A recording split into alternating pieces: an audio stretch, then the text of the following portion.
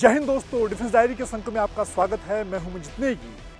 Defence diary के इस अंक में बात एक ऐसे महावीर की जिसने अपने नाम निर्भय सिंह पर खरा उतरते हुए ऑपरेशन ब्लू स्टार में अहम भूमिका निभाई। नायक निर्भय सिंह ने इस ऑपरेशन में अपना सर्वोच्च बलिदान दिया और उन्हें अशोक चक्र से सम्मानित किया गया।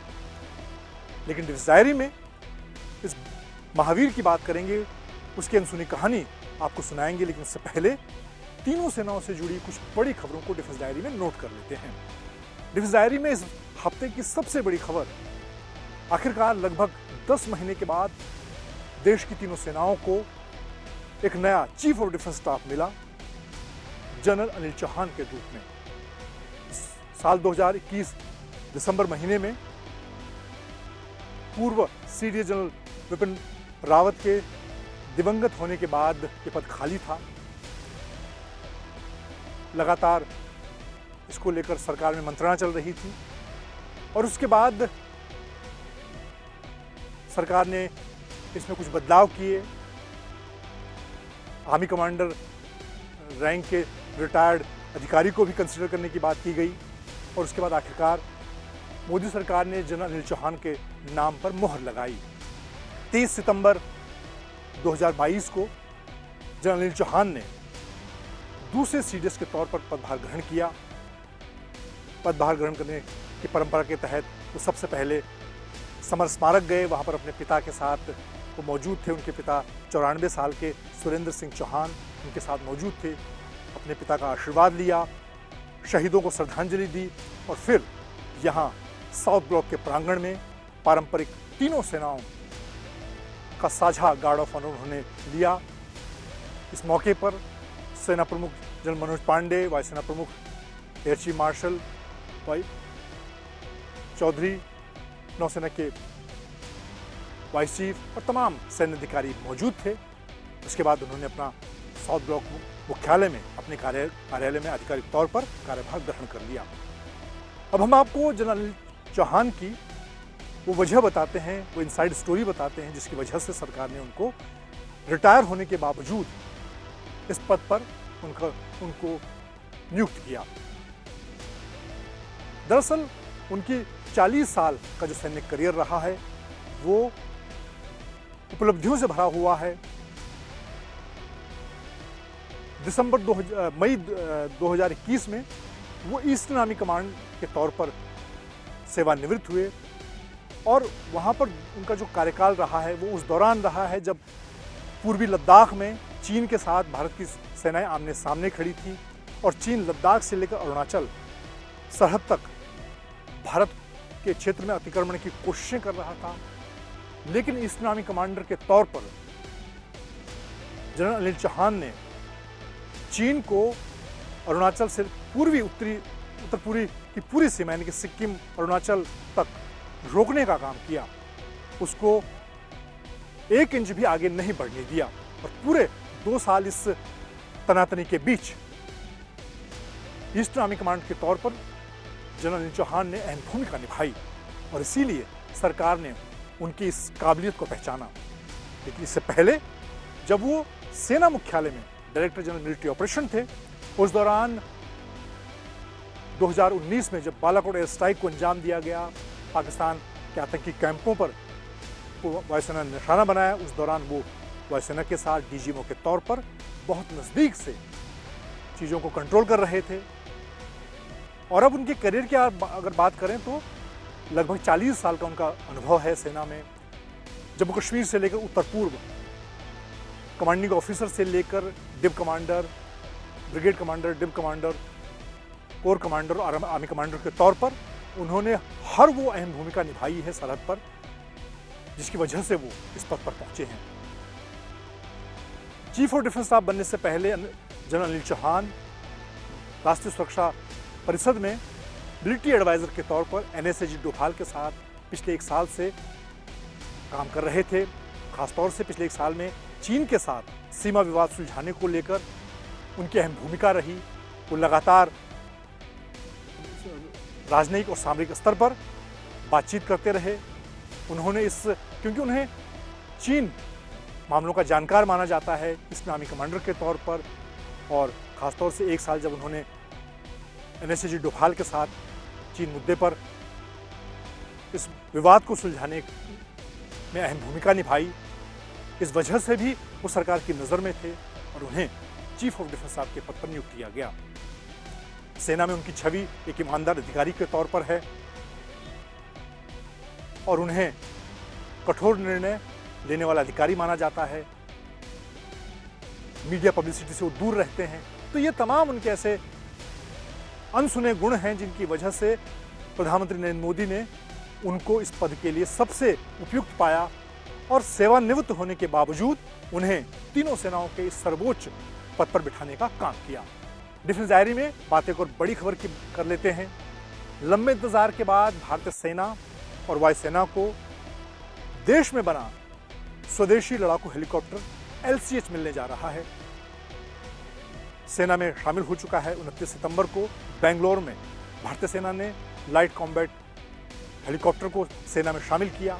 आने वाले दिनों में HAL भारतीय सेना के लिए लगभग 100 हेलीकॉप्टर तैयार करेगा, जिन्हें चीन पाकिस्तान दोनों ही सरहद के ऊंचाई वाले इलाकों में तैनात किया जाएगा। इसके साथ ही भारतीय वायुसेना भी पाकिस्तान सरहद पर जोधपुर में LCH को तैनात करेगी। रक्षा मंत्री राजनाथ सिंह इसको तैनात करने जा रहे हैं। तो इस तरह से पहली बार मेक इन इंडिया स्वदेशी हेलीकॉप्टर बनाया गया है, लाइट कॉम्बैट हेलीकॉप्टर LCH, जिसे भारतीय सेना और वायुसेना में शामिल किया जा रहा है।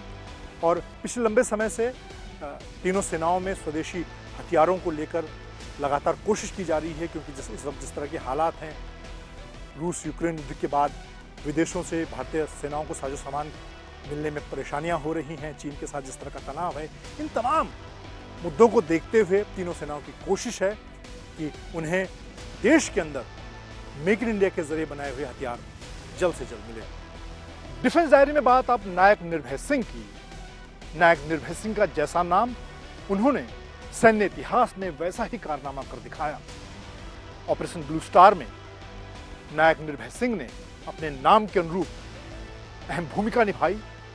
वो भारी गोलाबारी के बीच में स्वर्ण मंदिर के अंदर एक ऐसी इमारत के अंदर घुसे जहां पर आतंकी लगातार मशीन गन से फायरिंग कर रहे थे और उन्होंने अपनी जान की परवाह किए बगैर उस मशीन गन को अपने कंट्रोल में किया और अपने सैकड़ों साथियों की जान बचाई। कुमाऊं रेजिमेंट में शामिल होने के बाद नायक निर्भय सिंह सेना में अलग अलग मोर्चों पर तैनात रहे।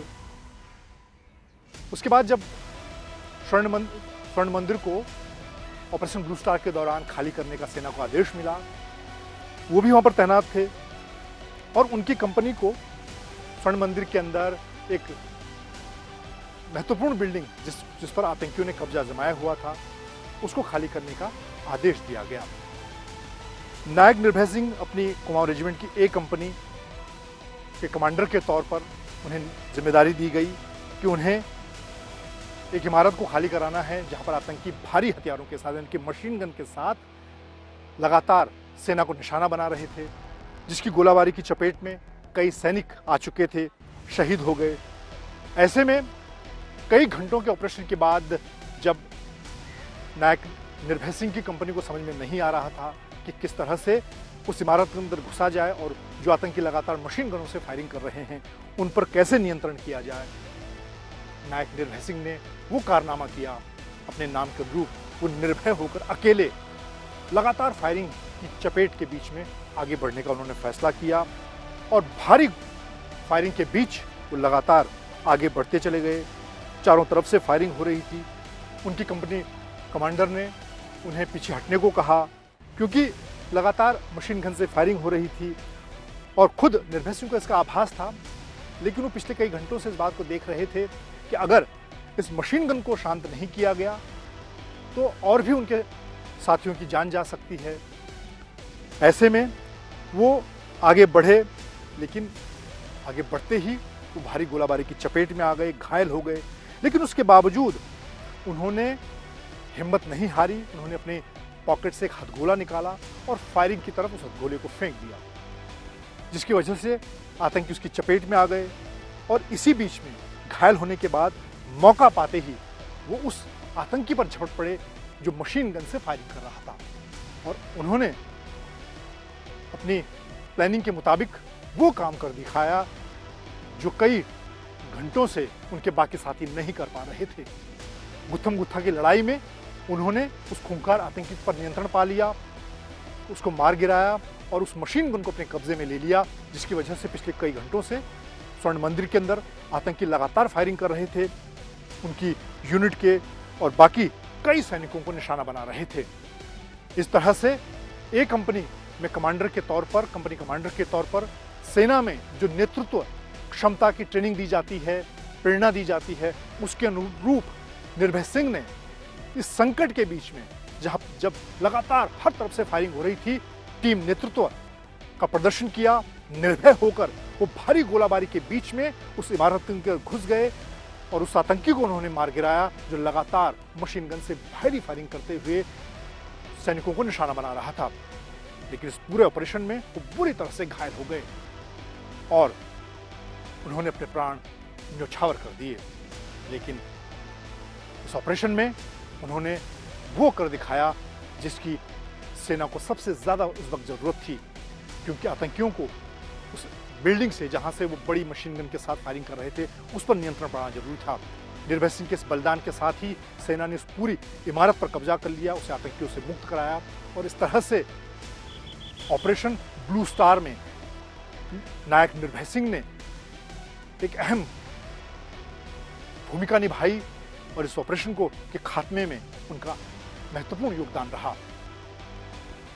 कई दिनों के ऑपरेशन के बाद सेना ने ऑपरेशन ब्लू स्टार के जरिए स्वर्ण मंदिर को आतंकियों से मुक्त कराया। नायक निर्भय सिंह के सर्वोच्च बलिदान के लिए सेना ने उन्हें शांतिकाल के सर्वोच्च सम्मान अशोक चक्र से सम्मानित किया। राजस्थान के छोटे से गांव से आकर अपने छोटे से सैन्य कार्यकाल में नायक निर्भय सिंह ने ऐसा बड़ा कारनामा किया। डिफेंस डायरी में हम लगातार आपको तीनों सेनाओं से जुड़े ऐसे शूरवीर, ऐसे महावीरों की कहानी सुना रहे हैं जिन्होंने सैन्य परंपरा से आगे बढ़कर अपना सर्वोच्च बलिदान दिया और अपना नाम स्वर्णिम अक्षरों में अंकित किया। डिफेंस डायरी में आज के लिए इतना ही। जय हिंद।